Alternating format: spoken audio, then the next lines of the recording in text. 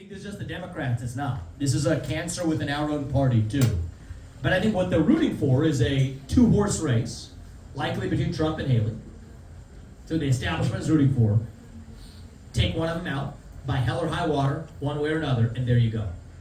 So do not fall into their trap. That's what I will say. It's hiding in plain sight. Step up and vote for who you think is going to best lead our America First movement to the next level. I respect the heck out of Donald Trump because he was a good president. He kept us out of war and he grew this economy. He and I have a good relationship. I'll take him as one of my most important and valued advisors when I'm in the White House. And if I was 80 years old into my second term and was wounded in this war, I wouldn't tell you to vote for me either. But we're in the middle of a war for the future of this country. I don't use that word lightly. The next president is in many ways a wartime president right here at home. It's a war between those of us who love the United States of America and our founding ideals, and a fringe minority who hates this country and what we stand for. Between the permanent state, the deep state of Washington, D.C., and the everyday citizen. And if you want a commander-in-chief who's going to actually lead us to victory in that war, pick the one who isn't wounded. Now, I'll tell you where I think I'm going to be able to go a little further than Trump, but just to finish the first point, I want you to understand they will stop at nothing. And I mean nothing. They will stop at nothing. If this system is to keep this man away from the White House, do not fall for their trap. They're selling us the rope today that they will use to hang us tomorrow. Do not fall for that trick. We love the man because he got this fight started. I do. But it is our job to finish it. We owe it to this country and to our founding fathers to make sure the America First movement does not end with Donald Trump. It doesn't belong to Trump just as it doesn't belong to me. It belongs to you, to us, to the people of this country. 250 years more yet to go. We're just getting a little better. I will not be part of the generation that sees this American experiment come to an end.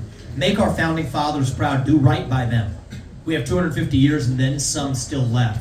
And they duped Donald Trump. That's part of what happened. So why wouldn't they do the same thing to me? Is a question. Is a fair question to ask. We need a president who both comes from the outside, can break things, can actually bring a jackhammer when necessary. I've been doing that this whole race on the debate stage, and otherwise I'll bring it to Washington, D.C. Trump did too. But we also need a president who knows and deeply understands the law and the Constitution of this country. They duped him. They told him you can't fire those civil service employees because of civil service protections. Read the law. Those civil service protections only apply to individual employee firings. They don't apply to mass layoffs. I'm firing 75% of the federal bureaucracy, indiscriminate out of the gate. I'm not, you see some like Trump comments in the last week. I'm not messing around with the FBI. I'm shutting it down. Department of Education put Betsy DeVos on top. I don't blame him. That's, maybe a reasonable thing for him to have done in 2016. We learned from that. Shut it down. Give the $80 billion back to parents across this country who are able to choose where they send their kids to school. They duped him. They said you can't end birthright citizenship for the kids of illegal migrants. You need a constitutional amendment. Read the Constitution. It actually does not apply to the kids of illegals. When I take office in January 20th, 2025, from that date forward, any kid of an illegal in this country will not enjoy citizenship in this country. And I know that because I understand the Constitution. They told him you can't do mass deportations because ICE only has 6,000 agents and we need more funding for ICE to be passed by Congress. That's Immigrations and Customs Enforcement. Read the law. It's a section of the law. It's 287G. Allows ICE to serve its warrants via local law enforcement if a president instructs ICE to do it.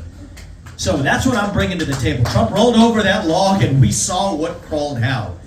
I'm bringing the pesticide. That's what it's going to take to get this job done. And so that's what I'm asking for you to do the right thing for the country.